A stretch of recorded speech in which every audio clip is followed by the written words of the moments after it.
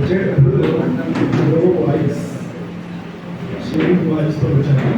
అప్పుడు strong వాయిస్తో relieve అయి ఉంటుంది. అది మెయిన్ గవర్నెన్స్.